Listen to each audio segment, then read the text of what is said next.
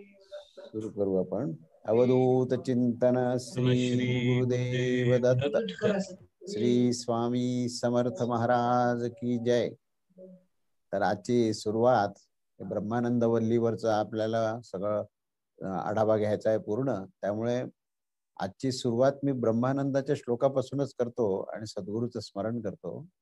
ब्रह्मानंदम परमसुखदम केवलम ज्ञानमूर्ती द्वंद्वातीतम गगनसदृशम तत्वमस्यादिलक्ष्यम एकम नित्यम विमलमचलम सर्वधी साक्षीभूतम भावातीतम त्रिगुणरहितम सद्गुरुम तम नमामि.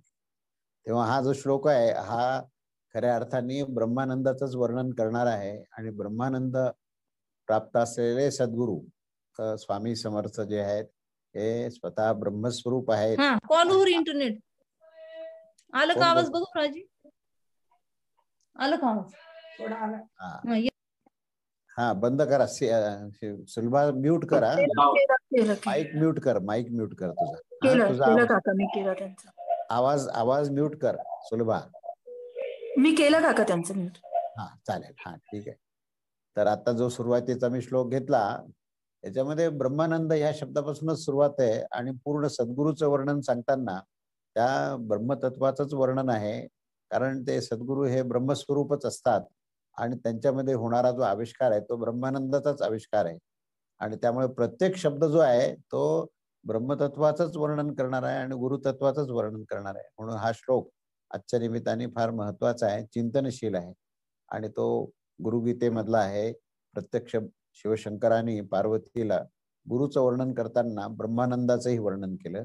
हे आजच्या ह्या विशेष या प्रवचनाच्या दृष्टीने महत्वाचं आहे. तेव्हा आजच्या विषयाला मी सुरू करतो. आजचा जो विषय आहे त्याच्यामध्ये प्रमुख जे भाग आहे तो पहिला भाग जो आहे तो ब्रह्मतत्वाची व्याख्या काय आहे आणि ब्रह्मतत्वाचं विवेचन केलेलं आहे. आणि त्याच्यानंतर ब्रह्मतत्वाचं अध्ययन करून जे ब्रह्मतत्वावर पूर्णपणे ज्यांचं आकलन होतं आणि ते ब्रह्मज्ञ होतात तर त्यांना या पूर्ण आकलनानंतर काय उपलब्धी आहे, म्हणजे प्रयोजन काय, आज जे आपण अध्ययन करतोय त्याचं प्रयोजन काय, हा पहिला विषय आहे. त्यानंतर ब्रह्मतत्वाचा आविष्कार. पहिला आहे ब्रह्मतत्व काय आहे आणि ब्रह्मतत्वाचं ज्ञान प्राप्त झाल्यानंतर आपल्याला त्याचं प्रयोजन कशा करताय अध्ययनाचं ते पहिला भाग सांगितलेला आहे. दुसरा जो भाग आहे तो ब्रह्मतत्वाचा आविष्कार. त्याच्यामध्ये सृष्टीक्रम सांगितला आहे. पंचमहाभूताची निर्मिती कशी होते आकाश तत्वापासून पृथ्वी तत्वापर्यंत तो सृष्टीक्रम सांगितला आहे. आणि सगळ्यात शेवटी पृथ्वीचं वर्णन करताना तिथे औषधी सर्व औषधी असं सांगितलंय. आणि तिथून पंचकोश विवेक हा पुढे मांडलेला आहे. तोही ब्रह्मतत्वाचाच आविष्कार आहे. कारण ब्रह्मतत्वातूनच ते पंचकोश निर्माण होतात. पंचकोशामध्ये ओतप्रोत ते ब्रह्मतत्वच आहे. आणि नंतर हे सगळं अध्ययन केल्यानंतर ह्या विषयाची उपलब्धी काय ह्याचं वर्णन केलेलं आहे. आणि सरतेशेवटी आनंद हा ब्रह्मानंद जो आहे तो किती प्रकारचा आहे आणि कशा कशा स्तरावर आहे ती आनंदाची मीमांसा सांगून शेवटी ब्रह्म तत्व आणि आत्मतत्व हेच ऐक्य सांगितलंय. असा हा विषय आहे पूर्ण. तेव्हा या विषयातले महत्वाचे मुद्दे मी सांगितले. आता या ब्रह्मतत्वाचं ज्ञान आणि त्याचं फळ हे पहिल्यांदा आपण पाहूया. तर ह्याच्यामध्ये ब्रह्मतत्वाचं जे ज्ञान आहे ते ज्ञान सांगताना हा ब्रह्मतत्वाची मुळातून त्याचं तत्वस्वरूप काय आहे याचं वर्णन केलेलं आहे. याच्यामध्ये मी पूर्वीच्या प्रकरणाचा संदर्भ मी पहिल्यांदा सांगतो की आपण शिक्षावल्लीच्या शेवटी आपण व्याहृतीचा अभ्यास केला आणि सगळ्या व्याहृतीचं अध्ययन केल्यानंतर स्वराज्यरूपी फळ देणारा तो हृदयस्थ हा उपाधी सहित असलेला आत्मदर्शनाचं विवेचन केलंय. आणि त्यानंतर हे आपलं ह्या संबंध स्वराज असं तिथे प्राप्त झालं. म्हणजे आपण ह्या संबंध ब्रह्मांडाचं आपल्याला आकलन होऊन आपण तिथे स्वतंत्र झालो असं वर्णन केलंय. पण हे सगळं वर्णन केल्यानंतर ब्रह्मानंद वल्ली जी सुरू झाली त्या ब्रह्मानंद वल्लीच्या सुरुवातीला असं म्हटलंय की तेवढं ज्ञान देऊन ते पर्याप्त नाहीये. ते संसाराचं जे काही बीज आहे हे संसाररूपी बीजाचं जे अज्ञान आहे हे अज्ञान हे तेवढ्याने समूळ नष्ट होणार नाही तर ते पुन्हा पुन्हा ते अज्ञान निर्माण होऊ शकतं अशी शक्यता दिल्यामुळे त्या संपूर्ण समस्येचं जे बीजभूत अज्ञान जे आहे त्या बीजभूत अज्ञानाची निवृत्ती होण्यासाठी हे ब्रह्मानंदाचे अध्ययन करणं, ब्रह्मतत्वाचं अध्ययन करणं आवश्यक आहे. आणि असा अध्ययन करणाऱ्याला ह्याच्यामध्ये सूत्रबद्ध एक वाक्य सांगितलंय की ब्रह्मविदाप्नोती परम. असा जो अभ्यास केल्यानंतर त्याला ह्या ब्रह्मतत्वाची प्राप्ती होते, असं ह्या ब्रह्मतत्वाचं वर्णन केलेलं आहे. तेव्हा ह्या ब्रह्मविद्येचं जे प्रयोजन आहे ते अविद्येची निवृत्ती करावी. ब्रह्मविद्यास कोणतेही भय राहत नाही, ही त्याची मुख्य उपलब्धी आहे की अविद्या नष्ट होऊन तो निर्भय होतो आणि तो संसाराच्या निमित्ताने जे अज्ञानाने ग्रस्त झालेला जो मनुष्य आहे तो मनुष्य हा अध्ययनाने संपूर्ण ब्रह्मवेत्ता होतो.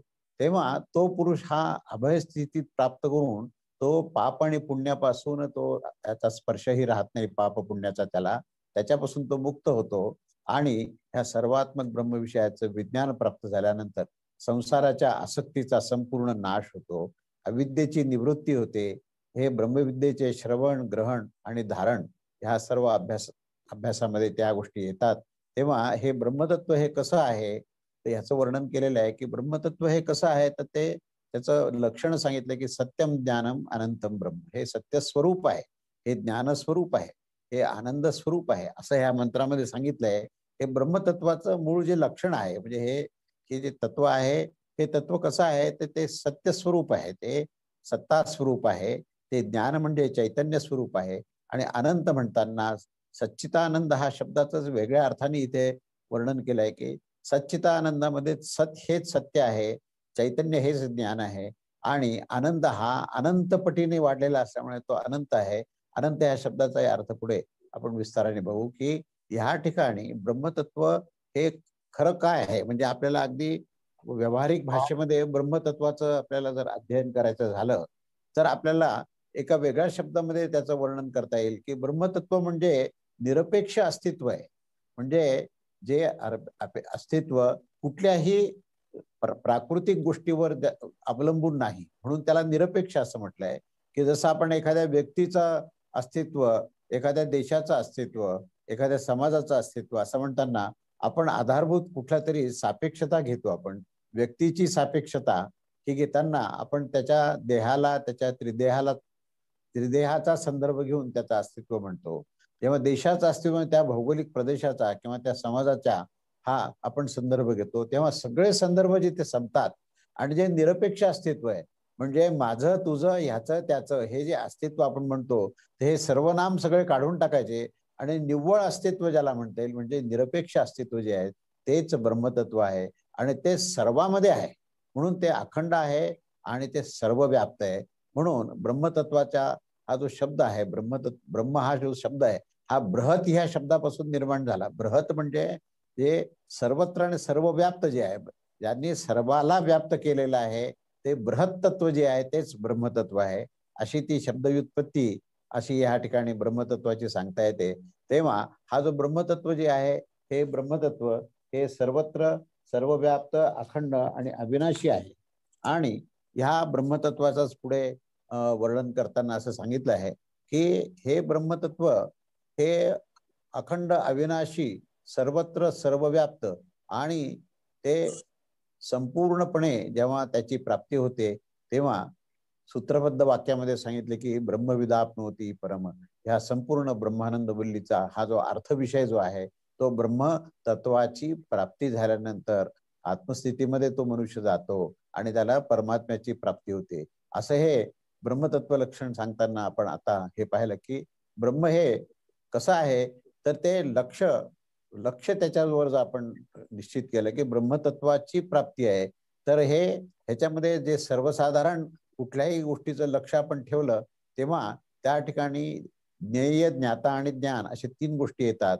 परंतु हे तिन्ही गोष्टी ह्या ठिकाणी जे लपलेले आहेत पूर्णपणे एकरूप झालेले आहेत. ही त्रिपुटी जी आहे ही जिथे संपलेली आहे त्यालाच आपण सत्य हा शब्द वापरला आहे. सत्यम म्हणजेच सत्स्वरूप, ज्याची सत्ता आहे आणि ज्या ठिकाणी त्रिपुटी पूर्ण संपलेली आहे. ही त्रिपुटी संपल्यानंतरच त्याला सत्य स्वरूप असा शब्द वापरला आहे. जिथे जिथे आपण स्वरूप असा शब्द वापरला त्या ठिकाणी त्रिपुटी राहत नाही, म्हणजे द्वैत राहत नाही. म्हणून सच्चिदानंद हे म्हणताना सत्स्वरूप, चित्स्वरूप आणि आनंद स्वरूप असे 3 गोष्टी आपण आत्मतत्वाच्या किंवा ब्रह्मतत्वाच्या लक्षणात सांगतो. तेव्हा स्वरूप असा शब्द वापरलाय की तिथे ते तीन गोष्टी ज्या आहेत त्या ठिकाणी संपतात. म्हणून हे ज्ञान जे आहे हे कसं आहे तर ते ज्ञान स्वरूप आहे. म्हणजे ज्ञान, ज्ञानी आणि ज्ञेय हे तिन्ही एकवटतात. हे तिन्ही जे आहेत हे भिन्न राहत नाही, तेव्हा त्याला ज्ञान स्वरूप असं आपण म्हणतो. तसंच ते अनंत आहे, अनंत स्वरूप आहे. जे तत्व अन्य कोणत्याही वस्तूपासून विभक्तच होऊ शकत नाही त्याला अनंत म्हटलंय. म्हणजे सर्व वस्तूला ज्याने व्याप्त केलंय त्याला अनंत म्हटलंय. म्हणून हे ब्रह्मतत्व कसं आहे तर अनंत स्वरूप आहे. आणि म्हणून हा पूर्ण बृहत व्याप्तित्व ब्रह्मांड व्याप्त असं हे अनंत स्वरूप लक्षण त्याला म्हणता येईल. म्हणजे हे अनंतत्व हे देशकाल आणि वस्तू ह्याच्या पासून हे विशाल आहे. आकाश ज्याप्रमाणे सर्वव्याप्त असून ते अक्रिय असतं, त्याप्रमाणे आकाश हे कालातीत आहे, अक्रिय आहे असं आपण म्हणतो. ते सर्व काल आणि सर्व स्थान आहे आणि म्हणून ते निरपेक्ष आणि अनंत आहे असं आपण त्याला म्हणतो. असं हा पूर्ण ब्रह्मतत्वाचं हे थोडक्यात त्या ठिकाणी असं वर्णन केलेलं आहे. तेव्हा ह्या ब्रह्मतत्वाचं वर्णन केल्यानंतर आपल्याला आता सृष्टीक्रम पाहायचा आहे. ह्या सृष्टीक्रमाचं मुख्य प्रयोजन काय आहे की असं हे ब्रह्मतत्व जे आहे त्या ब्रह्मतत्वामधूनच हे ब्रह्मांडाची निर्मिती झाली. म्हणून ह्या ब्रह्मतत्वाचे ओतप्रोत सगळे लक्षण जे आहेत त्या सृष्टीमध्ये आहेत. पण आपण काय करतो की आपण फक्त वरवर पाहतो आणि म्हणून आपल्याला त्याच्यात ब्रह्मतत्व आपल्याला दिसत नाही. म्हणून या ठिकाणी हे ब्रह्मतत्व जे आहे हे सृष्टीक्रमात कसं आलंय हे आपल्याला पाहायचंय. तेव्हा याचं एक थोडं मुक्त चिंतन असं केलंय की ब्रह्मतत्वाचा आविष्कार हा कसा होतो. या संबंध ब्रह्मांडामध्ये ब्रह्मतत्वाचा प्रथम आविष्कार हा प्रणव ओंकारामध्ये होतो. ओंकार हा रव आहे आणि तो नंतर तो शब्द तन्मात्रामध्ये येतो. म्हणजे प्रणव ओंकारामधूनच हा ब्रह्मांड सगळं निर्माण झालंय असा सिद्धांत आहे. पण ही शब्द तन्मात्रा ही त्याच्यामध्ये निर्माण होते आणि त्या प्रणव ओंकाराच्या मधून जी शब्द तन्मात्रा निर्माण झाल्यानंतर ती समुच्चयाने एकत्र जेव्हा होते तेव्हा त्याला आकाश असं म्हटलेलं आहे. तेव्हा आकाशाची निर्मिती ही शब्द तन्मात्राच्या समुच्चयाने झाली आहे आणि शब्द तन्मात्रामधली पहिला जो शब्द तन्मात्रा आहे तो प्रणव ओंकारातून झाला आणि हा प्रणव ओंकार जो आहे तेच ब्रह्मतत्वाचं संबोधन आहे. म्हणजे ह्या ठिकाणी ह्या ब्रह्मतत्वातून ही सृष्टी कशी निर्माण झाली याचं रहस्य इथे सांगितलेलं आहे की ब्रह्मतत्वाचं संबोधन स्वतः करतो. म्हणजे आजही तुम्ही जर पूर्ण ब्रह्मांडात किंवा अवकाशात जर तुम्ही अनुभव घ्याल तर तुम्हाला अंतरिक्षामध्ये आणि अवकाशामध्ये तुम्हाला शांतपणे ओंकार रव हा ऐकायला मिळत असतो. तर तो ओंकार रवातूनच ते आकाश निर्माण झालं. आकाशाची ही निर्मिती आहे, ब्रह्मतत्वाची निर्मिती नाहीये. ब्रह्मतत्व हे अनादि अनंत आहे. पण आकाश हे शब्द तन्मात्राच्या मधून निर्माण झालंय आणि शब्द तन्मात्रा हे प्रणव ओंकारातून निर्माण झाले आणि प्रणव ओंकार हे ब्रह्मतत्व स्वतः संबोधन करत ओंकाराचा रव आणतो. असा हा सिक्वेन्स आहे आणि अशा या क्रमाने ही आकाशाची निर्मिती होते. तेव्हा ब्रह्मांडाच्या पोकळीमध्ये हा शब्द ओंकार हा शब्द हा निश्चितच त्याचं श्रवण करता येऊ शकतं आणि त्याच्यातून हा अखंडपणे आकाशाचा उद्भव आजही होत आहे. या आकाशामध्येच हे 4 महाभूत मात्र अनुस्यूत आहेत. म्हणजे ते शब्द तन्मात्रामध्येच उरलेल्या 4 तन्मात्रा ह्या अव्यक्त रीतीमध्ये ह्या शब्द तन्मात्रामध्येच लपलेल्या आहेत आणि म्हणून प्रत्येक तन्मात्राला अनुसरून प्रत्येक महाभूत आहे. म्हणजे शब्दाच्या मध्ये स्पर्श, शब्द स्पर्श रूप रस गंध, तर शब्द स्पर्श रूप आणि रस आणि गंध हे जे 4 तन्मात्रा आहेत हे त्या शब्द तन्मात्रामध्येच हे सुप्त रूपामध्ये आहेत आणि या प्रत्येक तन्मात्राला अनुसरून हे 4 महाभूतही त्याच्यामध्ये अनुस्यूत आहेत. तेव्हा या आकाशाच्या जी जेव्हा साम्य अवस्था असते त्यावेळेस ते शब्द तन्मात्रा असते आणि ज्या वेळेस हे आकाशाचे हे शब्द तन्मात्राचे जे पुंजक आहेत ते साम्य अवस्थेतून ज्यावेळेस विषम अवस्थेमध्ये यायला लागतात तेव्हा हे विषम अवस्थेत येण्याची जी प्रक्रिया आहे तिथे क्रिया पहिल्यांदा प्रारंभ होते. म्हणजे काळाचा प्रारंभ सुद्धा इथे आहे. आकाशाची निर्मिती याच्यामध्ये काळ हा म्हणजे सुप्त अवस्थेमध्ये, पण आकाशामध्ये शब्द तन्मात्राचे जे पुंजक आहेत हे पुंजक ज्यावेळेस विषम स्थितीमध्ये येतात तेव्हा ही क्रिया प्रारंभ होते आणि या क्रियेमध्येच स्पर्श नावाची तन्मात्रा ही स्पष्ट होते आणि स्पर्श तन्मात्रेतून हा वायू तत्व निर्माण होतं. तेव्हा वायू ह्या स्पर्श नावाच्या पुंजकाने ह्या निर्माण होतो आणि स्पर्श तन्मात्राचं लक्षण असं आहे की ते परस्परांमध्ये घर्षण करतात. हे जे स्पर्श तन्मात्राचे पुंजक जे आहेत ते परस्परांमध्ये घर्षण करतात आणि हे घर्षण जेव्हा अतिवेगाने वाढतं तेव्हा त्याच्यातून अग्नी निर्माण होतो.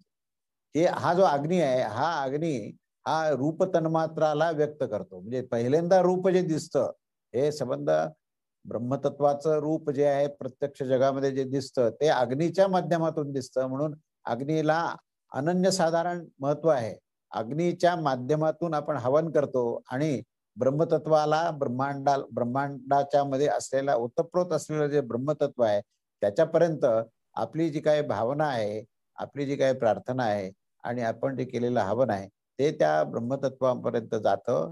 ते ह्या अग्नीच्या माध्यमातून, कारण अग्नी ह्याच्यातून हा रूप तन्मात्रा येते आणि अग्नीचं ज्यावेळेस शमन होतं त्यावेळेस ह्याच्यामध्ये असलेला जो वायू आणि अग्नी ह्या दोघांचं या ठिकाणी विलक्षण अशा प्रकारचं इथे दृश्य दिसायला लागतं. आणि अग्नीमध्ये असलेला वायूच्या पुंजकावर दोन प्रकारचे भार तयार होतात. एक धनभार आहे आणि एक ऋणभार आहे. म्हणजे आपण पॉझिटिव्ह चार्ज आणि निगेटिव्ह चार्ज असं आपल्याला म्हणता येईल की हे धनभाराचे पुंजक आणि ऋणभाराचे पुंजक हे त्यातून तयार होतात. आणि या धनभार आणि ऋणभार ह्या अग्नीमधून निघणारे हे दोन पुंजक जे आहेत हे बाहेर येतात आणि त्याच्यामध्ये हे जलतत्व तयार व्हायला लागतं. म्हणजे हा धनभार जो वायू आहे हा आपल्याला आधुनिक शास्त्राप्रमाणे जर सांगायचं झालं तर तो प्रोटॉन किंवा हायड्रोजन प्लस असा जो पॉझिटिव्ह आयॉन त्याला म्हणता येईल तो पुंजक त्या ठिकाणी तयार होतो. आणि दुसरा जो आहे तो OH मायनस म्हणजे त्या ठिकाणी प्राणवायू तिथे अनुस्यूत आहे. ह्या प्राणवायू असलेला असा हा दुसरा पुंजक आहे. आणि पहिला पुंजक जो आहे तो धनभार असलेला आहे. धनभार आणि ऋणभार, त्या ऋणभारामध्ये तो प्राणवायू आहे. म्हणून त्या जलामध्ये तो प्राणवायू जो आहे तो चैतन्य निर्माण करतो. आणि त्या चैतन्याचा पहिला आविष्कार जो आहे ही विद्युत आहे. म्हणून विद्युत जे आहे, विद्युत आणि प्रकाश हे दोन गोष्टी जे आहेत ह्या दोन गोष्टी या प्राणतत्वाच्या अत्यंत असलेल्या गोष्टी आहेत. प्राणतत्व कसं निर्माण होतं तर ह्या विद्युत, प्रकाश आणि उष्मा ह्या तीन गोष्टींनी प्राण निर्माण होतं. तर तो धनभार आणि ऋणभारामध्ये त्या ऋणभारात जो वायू आहे तो प्राणवायू आहे. आणि त्या प्राणवायूचा संबंध हा धनभार आणि ऋणभाराशी एकत्र येऊन त्या ठिकाणी विद्युत शलाका निर्माण होतात. आणि या विद्युत शलाका ह्या तत्काळ या जलाचा अणू तयार करतात. आणि हा जलाचा अणू जो आहे तो असंख्य पुंजकातून तयार होतो. आणि ते असंख्य जलाचे पुंजक एकत्र झाल्यानंतर त्याच्या जलधारा निर्माण होतात, पर्जन्य निर्माण होतं. आणि ते पर्जन्य जे आहे ते पृथ्वीकडे प्रवाहित होतं. अशा रीतीने आकाशातून वायू, वायूतून अग्नी, अग्नीतून जल आणि हे अग्नी, वायू, अग्नी, हे आकाश, वायू, अग्नी आणि जल यांचं मिश्रण जे आहे हे पृथ्वीच्या दिशेने जातं. कारण हे चार तत्व जे आहेत हे ज्यावेळेस पृथ्वीला धारण करण्याचे हे चार तत्व आहेत. म्हणून ह्याच्यापासून पुढे पृथ्वी निर्माण होते. आणि ही पृथ्वी म्हणजेच हे पंचमहाभूताचं पूर्ण पंचीकरण आहे. 5 महाभूत एकत्र झाले की तिथे पृथ्वी निर्माण होते. आणि या पृथ्वीला ही गंध तन्मात्रा आहे. म्हणजे या ठिकाणी पृथ्वीची निर्मितीची खूण काय आहे तर गंध तन्मात्रा निर्माण होते. आणि गंध तन्मात्रा जिथे आहे तिथे औषधी निर्माण होते. औषधी, पृथ्वीलाच औषधी, औषधी या शब्दाचा अर्थ वनस्पती. तेव्हा ह्या पृथ्वीमध्येच वनस्पतीची निर्मिती होते. त्यात हे पंचमहाभूत आहेत आणि त्याच्यामध्ये ते प्राणतत्व म्हणजेच ब्रह्मतत्व आहे. ह्या प्रत्येक तत्वामध्ये ब्रह्मतत्वापासूनच निर्माण झालेलं आहे. आणि ब्रह्मतत्वच ओतप्रोत आहे. फक्त त्याचा आविष्कारात भेद आहे. त्या भेदात्मक आविष्कारामध्ये त्याचं अधिष्ठान किंवा त्याचं आधारभूत तत्व किंवा त्याचं उपादान कारण आपल्याला जर म्हणता येईल किंवा त्याचं निमित्त कारण म्हणता येईल तर निमित्तोपादान कारण हे दोन्ही कारण तिथे हे ब्रह्मतत्वच आहेत. तेव्हा उपादान जे आहे ते ब्रह्मतत्व आहे. त्याच्यापासूनच हे सर्व निर्माण झालेलं आहे. म्हणून हे औषधी म्हणजेच वनस्पती जी आहेत ह्या वनस्पती ह्या पृथ्वीपासून निर्माण होतात. आणि ह्या पृथ्वीपासून, ह्या वनस्पतीपासूनच हे अन्न निर्माण होतं. हे अन्न जे आहे या अन्नापासूनच प्रजा निर्माण होते, हा पुरुष निर्माण होतो. असा तो विषय आहे. त्याच्याच पुढे हा विषय थोडा विस्ताराने आणखीन पुढे असं सांगितलं आहे की ही सृष्टिक्रमचं तुम्हाला मूलभूत चिंतन सांगितलं मी आता.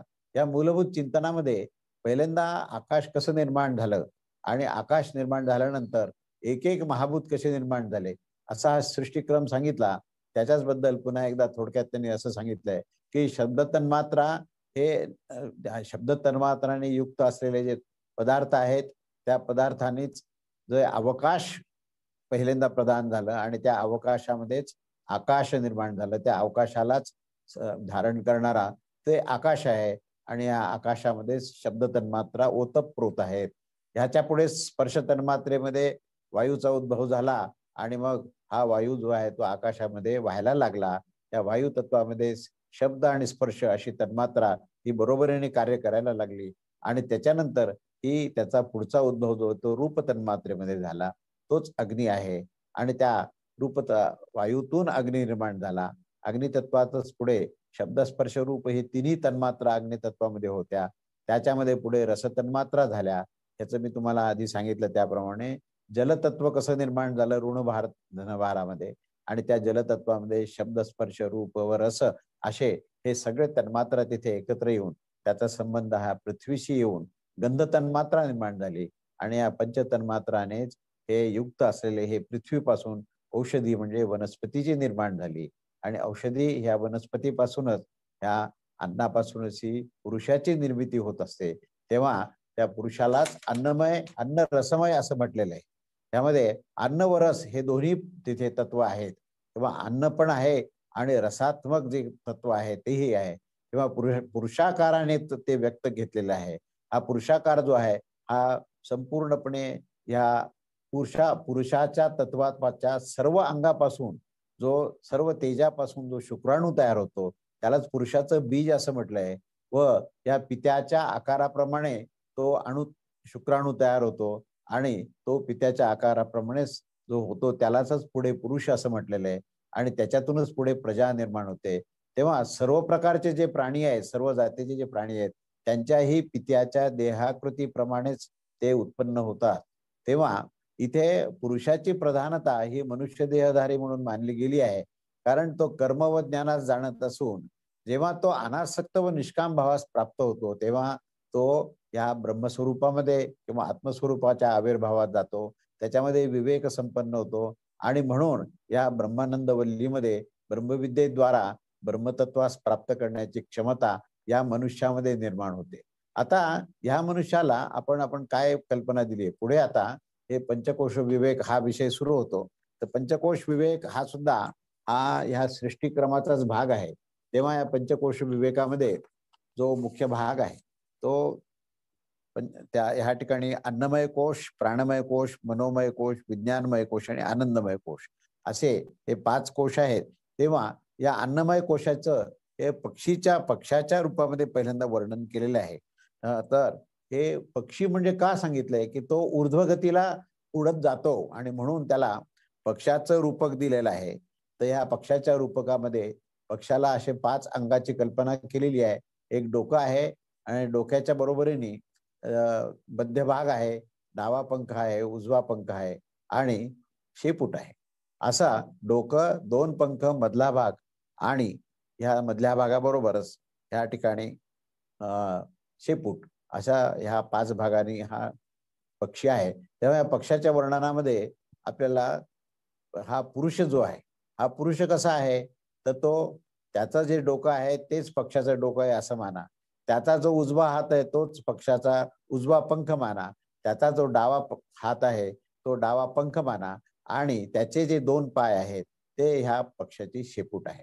अशा रीतीने या पुरुषाची कल्पना ही या पक्षाबरोबर मानलेली आहे आणि म्हणून ह्या ठिकाणी अन्नमय कोश जो आहे तो वर्णन करताना ह्या ठिकाणी ह्या पक्षाचं आणि ह्या पुरुषाचं हे परस्परांमध्ये आपण साम्य पाहिलं म्हणजे त्याचं रूपकाच्या ह्याच्या भागामध्ये आपण प्रत्येक अवयव जो आहे तो कसा कसा त्या ठिकाणी येतो याचा आपण पूर्णपणे वर्णन पाहिलं. तेव्हा या तन्मात्रापासून पंचमहाभूत, पंचमहाभूतापासून शेवटी पृथ्वी, पृथ्वीपासून शेवटी जे आहे ते अन्नापासून प्रजा आणि प्रजेमध्ये हा पुरुष आणि ह्या पुरुषामध्ये हे सर्व गोष्टी आपण पाहिल्या की त्याच्यामध्ये हा अन्नरस निर्माण होतो आणि अन्नापासून झालेला जो पुरुष आहे त्याला अन्न रसमय असा त्या ठिकाणी शब्द वापरला आहे. तेव्हा हा अन्न रसमय जो पुरुष आहे या पुरुषालाच आपण पुढे त्याचे विभिन्न भाग कसे आहेत, कारण त्याच्यामध्ये केवळ तो स्थूल देहाचा नाहीये, तर त्याच्यामध्ये स्थूल, सूक्ष्म आणि कारण असे तिन्ही देह त्या ठिकाणी येतात. तेव्हा हे ह्या तिन्ही देहामध्ये पंचकोश मानलेले आहेत. हे पंचकोश कसे आहेत ह्याचे आपल्याला इथे पूर्ण अभ्यास करायचा आहे. तर हे पंचकोश कसे आहेत आणि ते प्रत्येक देह जो आहे तो पूर्वीच्या देहाच्या अंतर्बाह्य आहे. जसा आता आपण पहिल्यांदा या अन्नमय कोशाचं आपण वर्णन पाहतो की तो पंचमहाभूतापासून निर्माण झालेला आहे आणि या पंचमहाभूताला जो काही त्याचे 5 भाग आपण पाहिले की शिर, उजवा हात, डावा हात, मधला अंग आणि 2 पाय, तसं हे पक्षाचं डोकं, त्याच्यानंतर मधलं अंग, उजवा पंख, डावा पंख आणि शेपूट अशी त्याचा भाग आहे. तेव्हा हे जे 5 ज्या गोष्टी आहेत त्या ह्या 5 गोष्टीमध्ये मधूनच या प्रत्येक कोशाचं असं हे वर्णन केलेलं आहे. आणि ह्या ठिकाणी पहिलं हे अन्नापासून निर्माण झालेलं आहे. या अन्नाचं वर्णन पुढे हे केलेलं आहे की अन्न हे कसं महत्वाचं आहे. ही अन्नापासून महत्व म्हणजे काय आहे की अन्नापासून ही प्रजा निर्माण होते, हे अन्नाचं महत्व आहे. आणि सर्व जीव जे पृथ्वीवर आश्रय घेऊन राहतात ते सर्व जीव जे आहेत हे अन्नापासूनच निर्माण होतात आणि त्यानंतर सर्व जीव त्या अन्नावरच जिवंत राहतात आणि शेवटी अन्नातच विलीन होतात. असं हे अन्नाचं महत्व आहे. कारण अन्न हे प्राण्यासाठी सर्वात ज्येष्ठ आहे. अन्न पहिल्यांदा निर्माण झालं आणि नंतर जीव निर्माण झाले, म्हणजे आधी अन्न निर्माण झाल्यामुळे अन्न हे प्राण्यासाठी ज्येष्ठ आहे. आणि ते हे त्याला सर्व औषध असा शब्द वापरला आहे. अन्न हेच पूर्ण ब्रह्म आहे हाही सिद्धांत त्यात मांडला आहे. कारण त्या अन्नामध्येच चैतन्य आहे, अन्नामध्येच ते ब्रह्मतत्व आहे आणि अन्नातूनच तो जीव निर्माण झालेला आहे. असे अन्नाचं अतिशय महत्व या ठिकाणी दिलेलं आहे. त्यामुळे ह्या धारणेमध्ये अन्नाची उपासना सांगितली आहे की अन्नाची उपासना, अन्न हे ब्रह्मतत्व आहे असं समजून ज्यांनी अन्नदान केलं आणि अन्न ग्रहण करताना प्रत्यक्ष ब्रह्मतत्वाचाच आपला संपर्क झालेला आहे अशा प्रकारचा भावना ज्यांनी केली त्याला सर्व प्रकारचं अन्न मिळतं. कधीही त्याला अन्नापासून कधी तो वंचित राहत नाही असं ह्या ठिकाणी अन्नाचं महत्व सांगितलंय. त्यानंतर हा दुसरा कोश जो आहे तो प्राणमय कोश आहे. हा प्राणमय कोश म्हणजे अन्न रसमय कोशाच्या अंतर्बाह्य तो आहे, मध्येही आहे आणि बाहेरही आहे. तेव्हा त्याला प्राणमय कोश असं म्हटलंय. प्राणमय कोशामुळेच अन्नमय कोश हा परिपूर्ण होतो. हा प्राणमय कोश पण अन्नमय कोशाप्रमाणेच तो पुरुषाकार आहे. त्याला सुद्धा पक्षाचं रूपक दिलेलं आहे.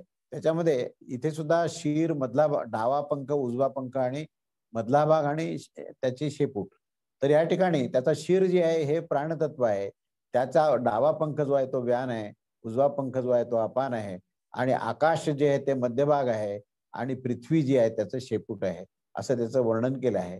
तेव्हा हे अन्नमय कोश आणि प्राणमय कोश ह्याच्यातले काही महत्वाचे मुद्दे आपण पुन्हा एकदा पुनरावृत्तीने पाहूया की अन्न हे सर्व औषध आहे असं आपण संबोधन केलेलं आहे. कारण देहाच्या क्षुधेस आणि क्षुधा आणि तृषा ह्याच्यामुळे जी अतृप्ती आणि संताप निर्माण होतो त्याला शांत करणारं हे अन्नच आहे, म्हणून त्याला सर्व औषध असं म्हटलंय.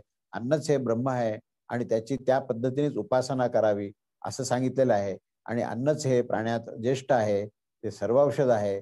अन्नासच प्राणी खातात आणि प्राणी व अन्न प्राण्यास खातात, म्हणून प्राणी अन्नास खातात आणि अन्न प्राण्यास खातात असं हे अन्नाची व्याख्या करताना त्याची व्युत्पत्ती ही अन्न शब्दाच्या व्याख्येतून केलेली आहे.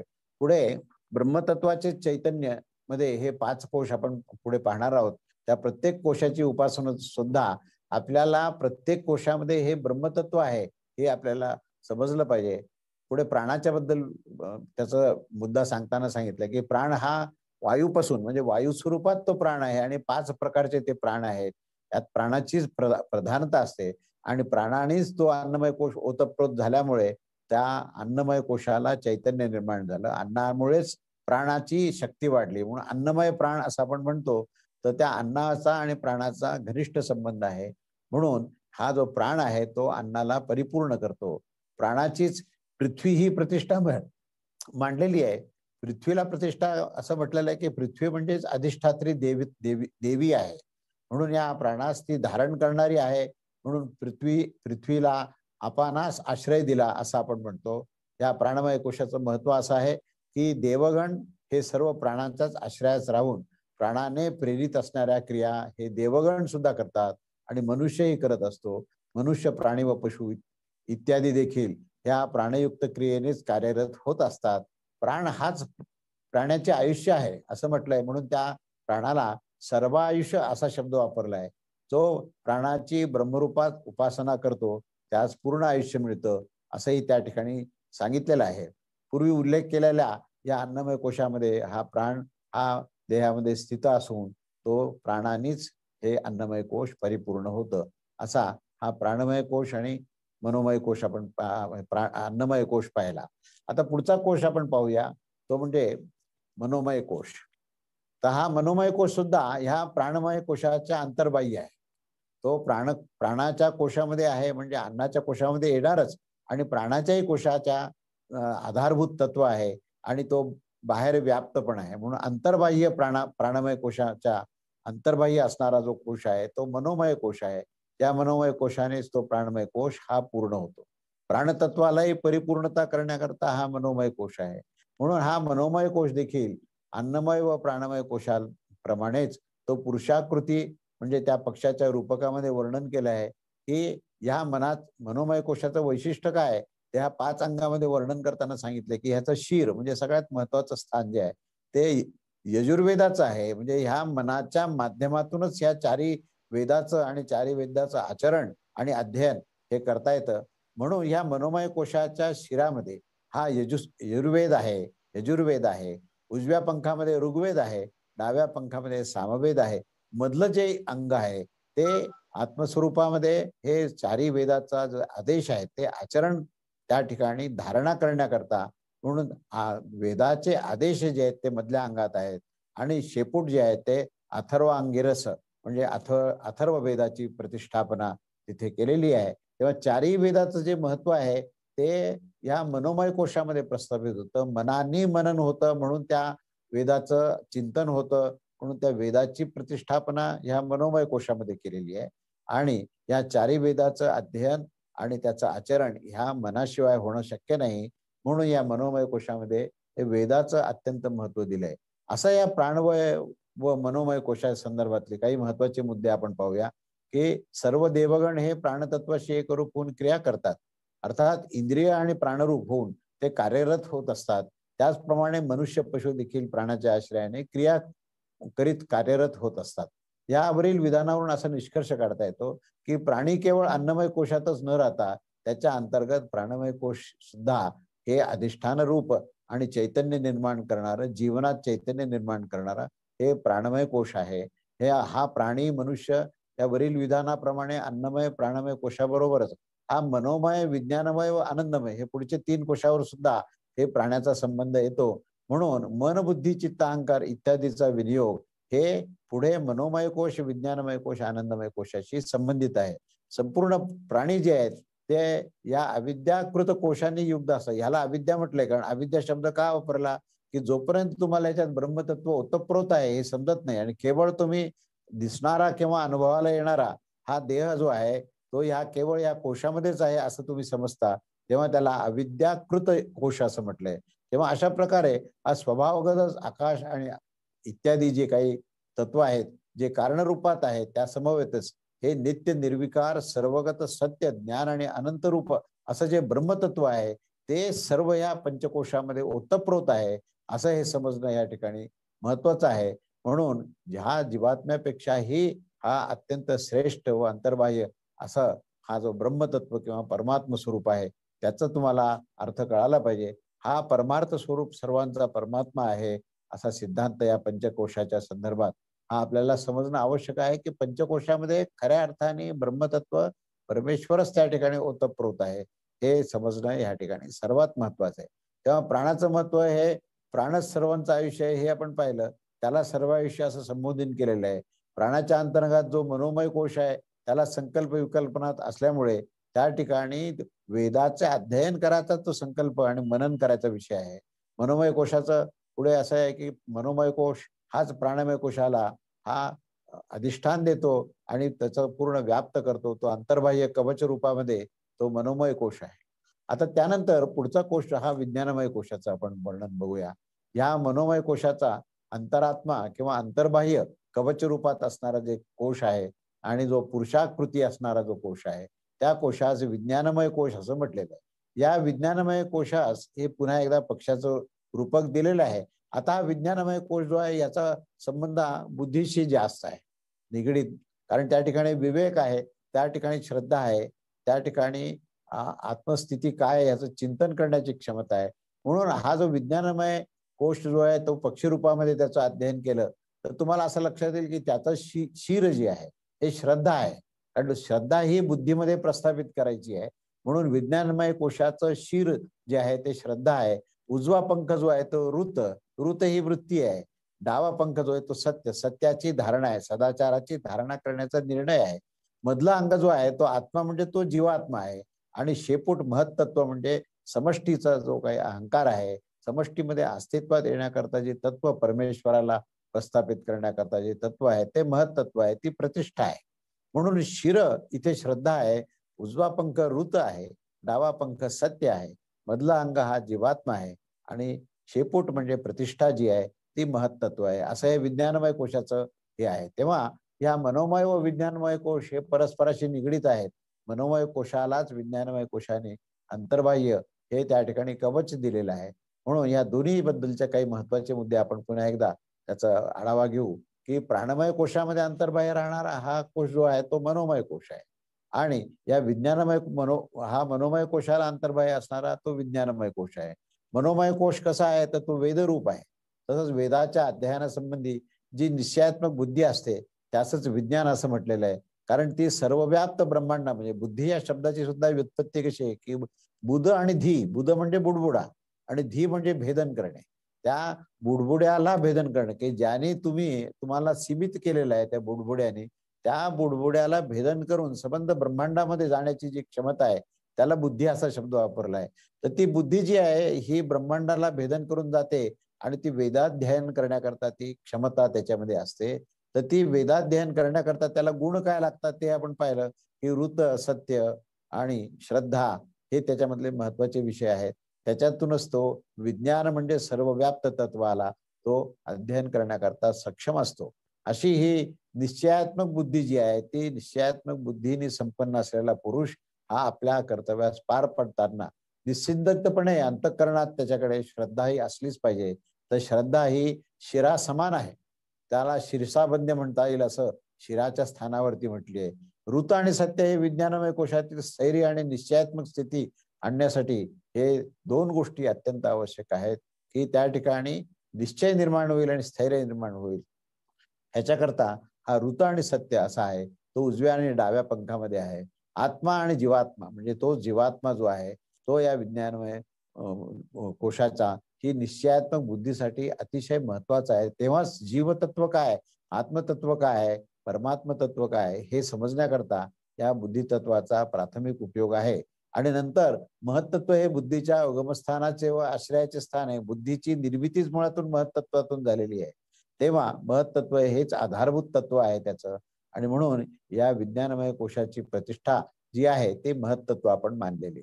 अशा रीतीने या विज्ञानमय कोशाचं हे महत्व काय सांगितलंय परत एकदा आपण बघूया. विज्ञानमय कोशाच्या विनियोगाने पुरुष हा सर्व कर्माचं सर्व ज्ञानाच्या अधिष्ठानावरचं जे आचरण आहे ते यज्ञ आणि कर्म आहे हे त्या बुद्धीच्या जोरावरच करतो. संपूर्ण देवगण या यज्ञ ब्रह्माचीच उपासना करतात.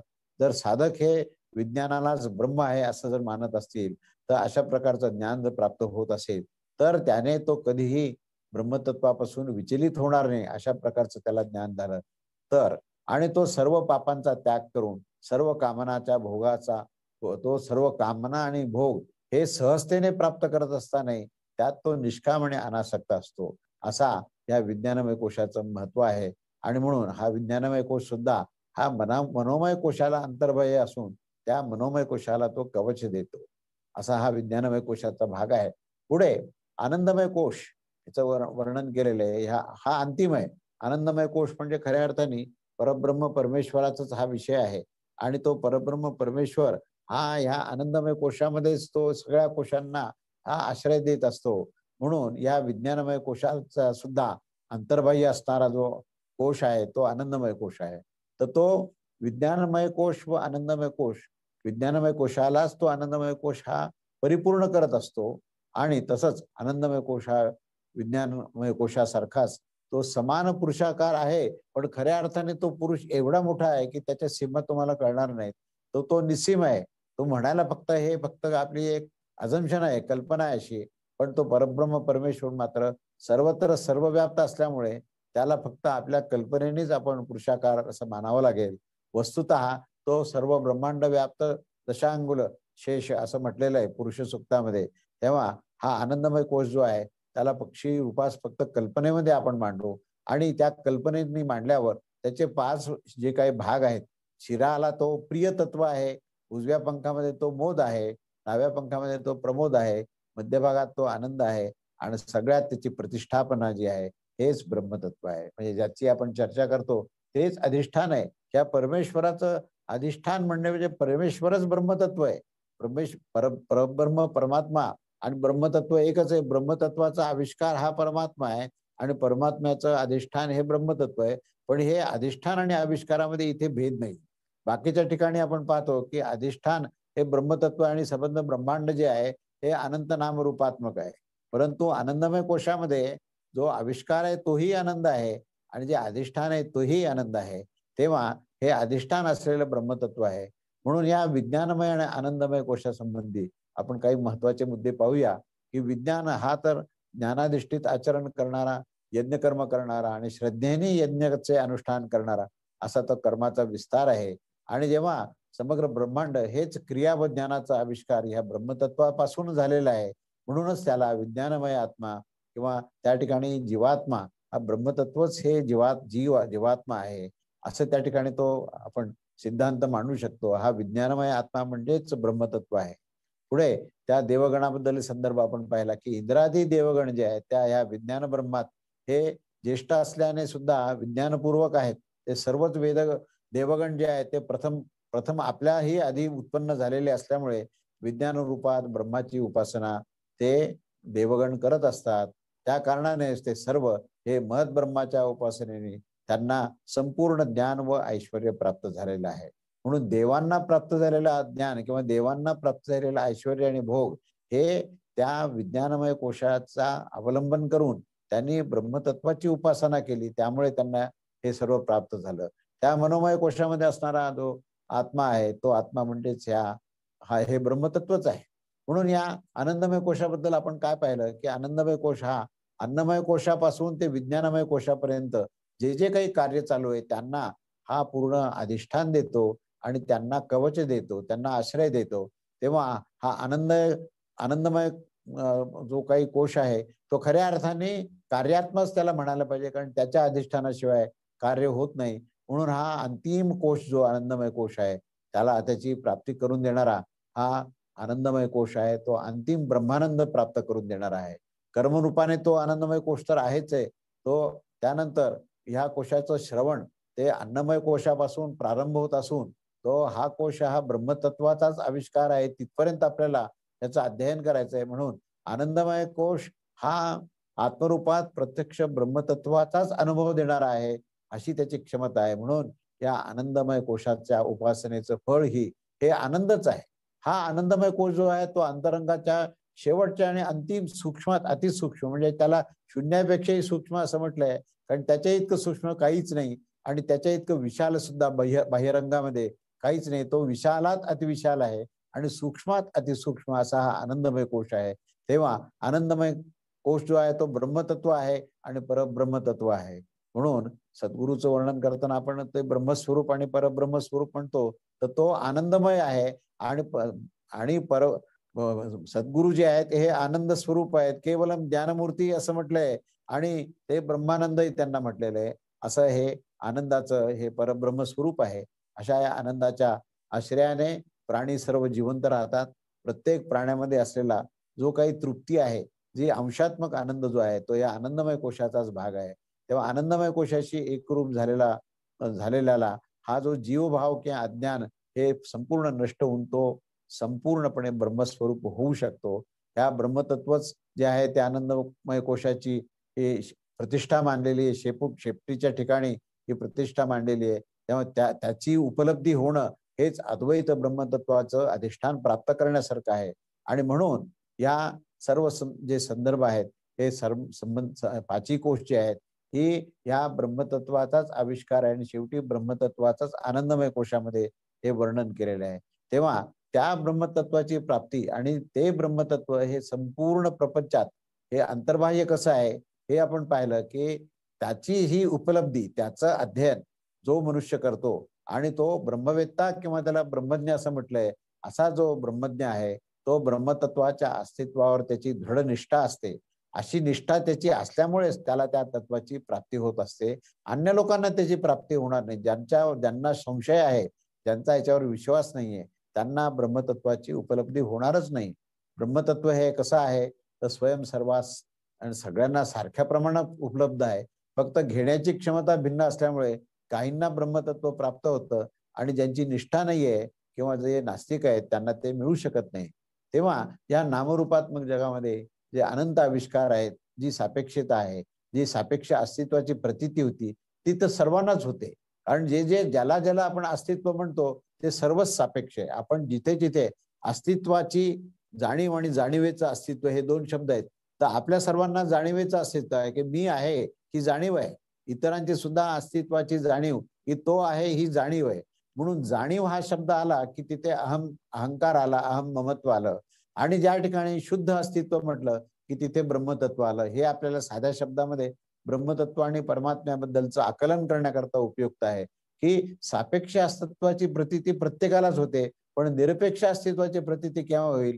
जेव्हा जाणीव आणि नेणीव शून्यवत होईल आणि जाणीवेच्या अस्तित्वापेक्षाही अस्तित्वाची संवेदना ही अंतरंगामध्ये ओतप्रोत होईल आणि जाणीव नेणीव शून्य होईल. त्यावेळी शुद्ध अस्तित्व जिथे राहील तेच ते ब्रह्मतत्व आहे. आणि ब्रह्मज्ञाला हे ब्रह्मवेत्याला अशा ह्या ब्रह्मतत्वाचं हे विज्ञानमय कोशामध्ये, आनंदमय कोशामध्ये हे त्याला प्राप्त होतं आणि तो ब्रह्मतत्वास प्राप्त होतो आणि त्याला ह्या निरपेक्ष अस्तित्वाची ही संपूर्णपणे त्याला या नामरूपामध्ये सापेक्ष असलेल्या सर्व जीवमात्रामध्ये सुद्धा त्याला त्या महाकारण स्वरूप असलेल्या त्या ब्रह्मतत्वाचं त्याला ज्ञान होतं. हेच विज्ञान आहे आणि हाच तो आनंद आहे.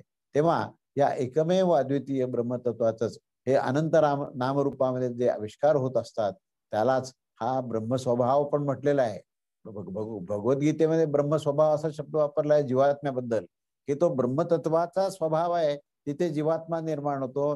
जिथे अनंत नामरूपात्मक जीव तयार होतात, हा जीव तयार करण्याचा स्वभावच त्या ब्रह्मतत्वामध्ये आहे. म्हणून या अनंत नामरूपामध्ये असलेल्या या ब्रह्मांडाला दुसरा शब्द हा ब्रह्मस्वभाव असा म्हटलेला आहे. त्याला हा ब्रह्मवेत्ता परिपूर्णपणे जाणतो आणि तो आविष्कार आणि त्याच्यामध्ये असलेलं अधिष्ठान या दोन्ही गोष्टीला तो एकाच वेळेस पाहून त्याला विज्ञान सिद्ध होतं. जे म्हणून काही आविष्कारामध्ये आलेले आहे ते सर्व त्या ब्रह्मतत्वाच्या अधिष्ठानापासूनच आहे. म्हणून प्रत्येक आविष्कारामध्ये त्या अधिष्ठानाला पाहणे हे त्या ब्रह्मवेत्याचं पाहणं असतं.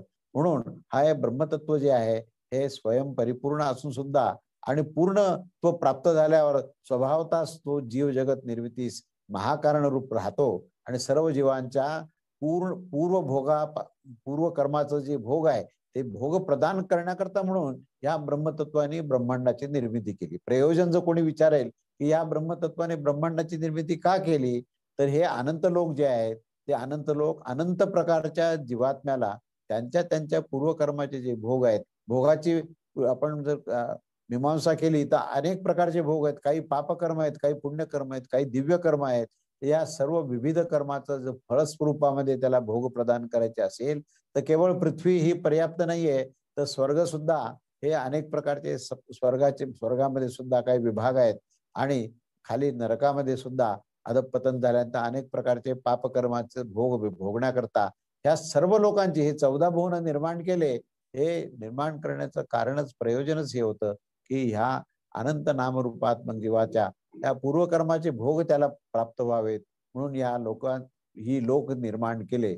आणि या कार्यकरणाचं संपूर्ण स्वातंत्र्य हे ब्रह्मतत्वामध्ये अखंड आहे आणि ते असून सुद्धा त्यांनी अन्य साधनेपासून ते सृजन कार्य केलं. हे आपण ऐतरेय उपनिषदामध्ये सुद्धा पाहिलं की हे ब्रह्मतत्व ह्याला कुठले अवयव नाहीत, ह्याला कुठले इंद्रिय नाहीत, याला मनबुद्धी चित्त अहंकार नाहीये, याला कुठल्याही प्रकारचे कारण देह नाहीये, याला काहीच नाहीये, हे एकमेव अद्वितीय तत्व आहे. पण असं असताना सुद्धा त्याला संपूर्ण स्वातंत्र्य आहे, त्याला संपूर्ण क्षमता आहे. म्हणून ह्या ब्रह्मतत्वापासूनच हे सृजन कार्य झालं आणि लोकनिर्मिती झाली. अशा प्रकारे ह्या लोकनिर्मितीचं हे प्रयोजन सांगितलेलं आहे. तेव्हा हा जो ब्रह्मतत्व जे आहे हा स्वभावताच एकमेव अद्वितीय असून सुद्धा स्वसंवेद्य म्हटलेलं आहे त्याला. स्वसंवेद्य म्हणजे तो स्वतःच्या मधून निर्माण करतो, अशा प्रकारचं त्याचं हे लक्षण आहे.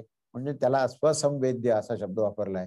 म्हणून हा एकमेव अद्वितीय आहे, स्वसंवेद्य आहे आणि अनंत नाम रूपात्मक जे जीव जगताची निर्मिती करण्याची त्यात क्षमता आहे आणि स्वतःच तो स्वतःच्याच चैतन्याची प्रतिष्ठापना या सर्व जीवमात्रामध्ये करतो. असं हे ब्रह्मतत्व जे आहे याचं स्वतःचं स्वरूप लक्षण आपण पाहिलं की त्या सत्यम ज्ञानम अनंतम ब्रह्म असं म्हणत असताना ते सच्चिदानंद आहे आणि ते जसेच्या तसं हे त्रिगुणात्मक आणि पंचमहाभूतात्मक प्रकृतीमध्ये जीवभावामध्ये, अहमभावामध्ये आणि देहभावामध्ये अनंत नामरूपामध्ये हेच ब्रह्मतत्व आविष्कृत झालं.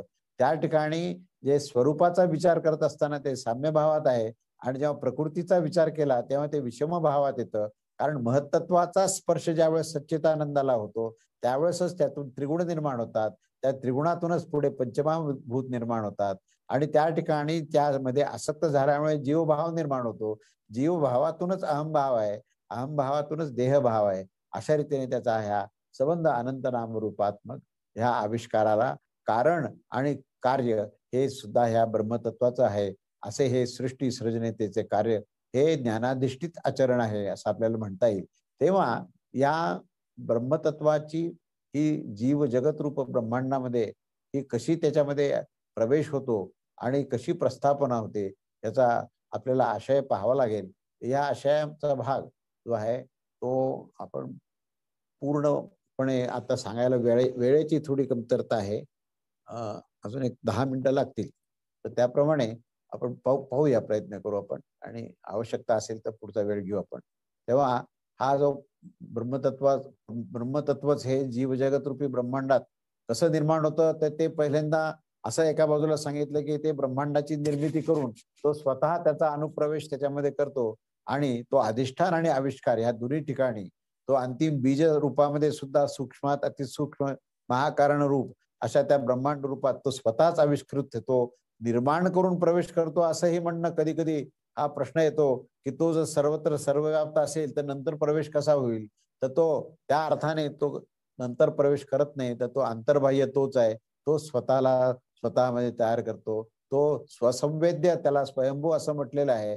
तेव्हा हे तत्व कसं आहे, जसा कोळी आपल्या मुखातून हे धागा बाहेर काढतो आणि त्याच्यामध्येच तो त्याच्यामध्ये आपली क्रीडा करत असतो, त्याप्रमाणे हे ब्रह्मतत्वच हे ब्रह्मांडाची निर्मिती करून आपणच या सगळ्या ब्रह्मांडात भ्रमण करतो आणि ओतप्रोत असतो. अशा या सिद्धांताला अनुसरूनच हा जो ब्रह्मवेत्ता आहे तो ब्रह्मवेत्ता हे सगळं अध्ययन करून त्या परब्रह्म परमेश्वरास प्राप्त करतो असा हा सिद्धांत आहे. तेव्हा या ब्रह्मलक्षणास आपण व्यक्त करताना सत्यम ज्ञानम अनंतम हे त्रिलक्षण सांगितले आहे. ब्रह्मवेत्ता हे सर्व जाणतो, जे तत्व त्याच्या हृदयाकाशात आहे तेच सर्वत्र विज्ञानरूप ब्रह्मांडात व्याप्त आहे असा सिद्धांत हा ब्रह्मवेत्ता जाणतो. ह्या ब्रह्मतत्वाचे जे ज्ञान आहे ते परिपूर्ण झाल्यानंतर ते तत्व या ब्रह्मांड व्याप्त क्षेत्रापासून ते अन्नमय कोशापर्यंत स्थूल देहापर्यंत सर्वत्र हे ब्रह्मतत्वच कार्यरूपामध्ये हे दिसायला लागतं. तेव्हा हे ब्रह्मतत्वच हे अन्नमय कोशाच्या अंतर्गत प्राणमय कोश, मनोमय कोश, विज्ञानमय कोशात सूक्ष्म व बहिरंगामध्ये व्याप्त अशा प्रकारचं आहे असे हे ब्रह्मवेत्ता जाणतो. हेच ब्रह्मतत्व अंतिम सूक्ष्म व व्याप्त क्षेत्रात आनंदमय कोशात सुद्धा कसं आहे हे सांगताना या आनंदाच्या आविष्कारामध्ये आधारभूत अधिष्ठान हे पुच्छ प्रतिष्ठा म्हणून आपण ब्रह्मतत्वच आहे असंही आपण प्रतिपादन केलं आहे. आता शेवटी त्यांनी सांगितलंय की ब्रह्मतत्वाची सुकृत हा शब्द वापरलाय. सुकृत ह्या ब्रह्मतत्वाचा आशय असा आहे की तो स्वयंभूत्व आहे, त्याच्यामध्ये स्वयंभू असणे ह्याला सुकृत असं म्हटलंय किंवा स्वसंवेद्य असं म्हटलेलं आहे. तेव्हा स्वसंवेद्य किंवा स्वयंभूत्व जे आहे हे त्या ब्रह्मतत्वाचं जे लक्षण आहे त्या लक्षणालाच त्यांनी सुकृत म्हटलेलं आहे. त्याचा अर्थ असा आहे की त्याला पराश्रयाची आवश्यकता नाहीये, प्रकृतीच्या आश्रयाची आवश्यकता नाहीये आणि हे ब्रह्मतत्व स्वतःमधून हे ब्रह्मांडाचं हा सृजन करतो असा हा सृजनशील स्वभाव या ब्रह्मतत्वाचा आहे. म्हणून ते स्वतंत्र आहे. स्वतःच्या मधूनच तो जीव जगत ब्रह्मांडाच्या निर्मितीचं कार्य करण्यास हा संपूर्ण सक्षम आहे. हीच ती सुकृतता आहे. असे हे सुकृत ब्रह्मतत्वानेच ते तत्व स्वतःमध्ये स्वतः हे आनंद स्वरूप आहे. अशा प्रकारचं ज्ञान ज्या ब्रह्मविद्याला झालेलं आहे तो अद्वैत स्थितीमध्ये गेलेला आहे. आणि म्हणून अद्वैत स्थितीमध्ये गेलेला जो ब्रह्मवेत्ता आहे त्याला अभयपद प्राप्त झालेलं असतं. पुन्हा ब्रह्मवेत्ता ह्या ब्रह्मतत्वास जाणून त्या तत्वाशी एकरूप होऊन एकमेव अद्वितीय पदास जातो. आणि हे पद म्हणजेच हे अभयपद आहे, ज्याला अपपरभाव शून्यवत आहे. ज्या ठिकाणी अभयपदात तो ब्रह्मवेत्ता स्वयं अदृश्य अशरीर विदेही आणि स्वयंभू ब्रह्मतत्वाशीच एकरूप झाल्यामुळे त्याला अभयपद मिळतं. अर्थात जर वरील स्थितीमध्ये थोडा देखील पुन्हा जर भेद झाला तर पुन्हा भय निर्माण होऊ शकतं.